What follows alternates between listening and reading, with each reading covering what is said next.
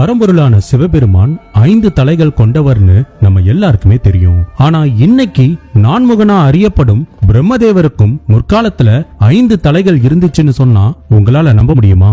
அதாவது இப்ப இருக்கிற மாதிரி 4 திசைகளையும் பார்த்த மாதிரி 4 தலைகளும் ஆகாயத்தை பார்த்த மாதிரி இன்னொரு தலையுமா மொத்தம் பிரம்மதேவருக்கும் 5 தலைகள் இருந்திருக்கு.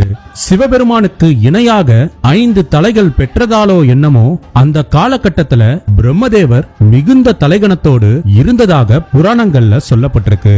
இப்படி இருக்கிறப்போ ஒரு நாள் பிரம்மதேவர் தன் 5 தலைகளை தாங்கிக் கொண்டு கம்பீர நடை போட்டு கைலாயம் வருகை தந்தார். அப்போ கைலாயத்துல தனியாக இருந்த பார்வதி தேவி பிரம்மதேவரின் 5 தலைகளை பார்த்து தன் கணவர் சிவபெருமான் தான் கைலாயத்திற்குள் பிரவேசிக்கிறார் அப்படின்னு தவறாக நினைத்து அவர் தூரத்துல வரும்போதே சரியா கவனிக்காம வழக்கமா சிவபெருமான எப்படி வணங்குவாங்களோ அதே மாதிரி பாதத்தில் விழுந்து சாஷ்டாங்கமாய் பிரம்மதேவரை வணங்கி விடுகிறார் அன்னை பார்வதி. உமையவளின் இந்த ஒரு செயல் பிரம்மதேவரின் ஆணவத்தை மேலும் பல்மடங்கு அதிகப்படுத்தியது. ஆதி பராசக்தியின் அம்சமாக இருக்கக்கூடிய அன்னை பார்வதி தேவியே என் பாதம் தொட்டு வணங்குகிறாள் என்றால் நானே அந்த சிவபெருமானை காட்டிலும் உயர்ந்தவன் என மனதில் நினைத்து கர்வம் கொள்கிறார் பிரம்மதேவர். அதன் விளைவாக பார்வதி தேவியை ஆசீர்வதிச்சுட்டு ஏளனமாக ஒரு சிரிப்பு சிரிச்சிட்டு கைலாயம் விட்டு விலகினார் பிரம்மதேவர். நடந்த விபரீதத்தை தாமதமாக உணர்ந்த அன்னை பார்வதி ஈசனை தேடி பிடித்து மிகுந்த மனவேதனையுடன் நடந்த எல்லா விஷயங்களையும் சொன்னார். அதை கேட்ட ஈசனின் இதழ்களில் புன்னகை படர்ந்தது. ஏன்னா அப்ப அவருக்கு தெரியும் பிரம்மதேவரின் ஆணவத்தை அழிக்கக்கூடிய ஒருவன் தோன்றும் காலம் நெருங்கிவிட்டது என. சிவபெருமானின் 64 வடிவங்களில் அதிபயங்கர அம்சம் கொண்ட ஒரே வடிவம் சீரும் ஒற்றை நாகத்தை பூணுலாக அணிந்தவர், யமனையே விரட்டும் பாசக்கயிறை கைகளில் தாங்கியவர், அனைவரையும் மாட்டி வைக்கும் அந்த சனி பகவானுக்கே குருவானவர், 12 ராசிகளுக்கும் ஒரே அதிபதி, நவ கிரகங்களையும் பஞ்சபூதங்களையும் 8 திசைகளையும் கட்டுப்படுத்தும் சக்தி கொண்ட ஒரே அவதாரம், காலத்தையே மாற்றியமைக்கும் வல்லமை பெற்ற கால பைரவரை காண்போம் வாருங்கள். ஒருமுறை சத்தியலோகத்துல தெய்வங்கள், தேவர்கள், ரிஷிமுனிகள் எல்லாரும் ஒன்று கூடி பல விஷயங்களை பற்றி விவாதம் செஞ்சுட்டு இருந்தாங்க. அப்போ ஒரு தேவ கன்னிகை தெய்வங்களில் மிகவும் சக்தி வாய்ந்தவர், உத்தமமானவர் யார் அப்படிங்கிற ஒரு கேள்வியை சபைக்கு முன்ன வைக்கிறாங்க. அந்த ஒரு கேள்வி எழுப்பப்பட்டதுமே சற்றும் தாமதிக்காம அடுத்த நொடியே பிரம்மதேவர் குறுக்கிட்டு, இதில் என்ன சந்தேகம்? என்னை விட உத்தமர், சக்தி வாய்ந்தவர் யாரேனும் இருக்க முடியுமா என்ன?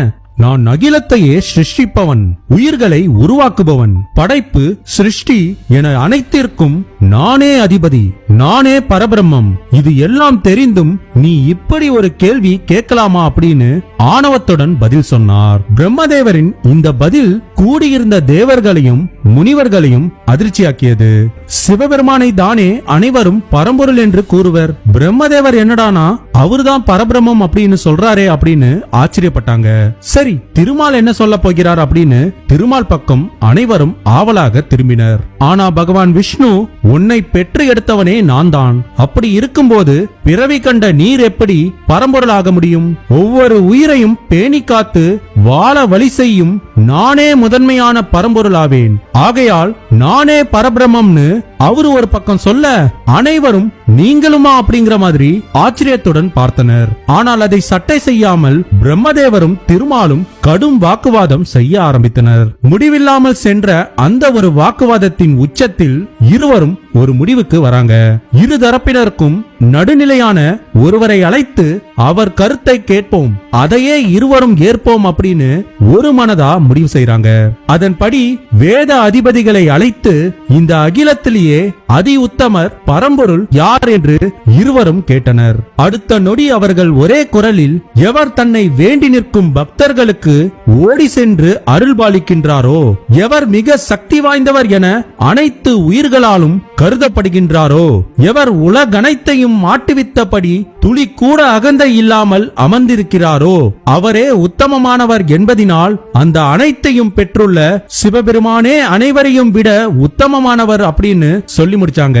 அதை மனமாற ஏற்ற திருமால் தன் கண்களை திறந்து வைத்த அந்த வேத அதிபதிகளை வணங்கினார். ஆனா இன்னொரு பக்கம் அந்த பதிலை சற்றும் எதிர்பார்க்காத பிரம்மதேவர் கடும் கோபம் கொண்டார்.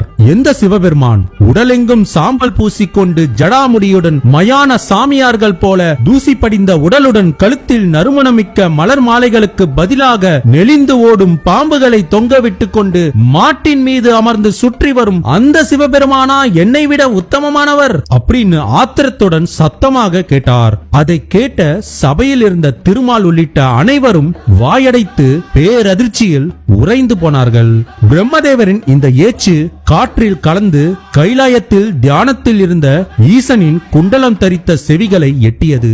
நெற்றிக்கண் திறந்தது. அடுத்த நொடி சத்தியலோகத்துல அனைவருக்கும் மத்தியில் பலத்த சத்தத்துடன் ஒரு பெரும் ஒளி வெள்ளம் தோன்றியது. சூரியனை போல் பிரகாசித்த அந்த ஒளியின் நடுவே அருவமாக ஒரு உருவம் தென்பட்டுச்சு.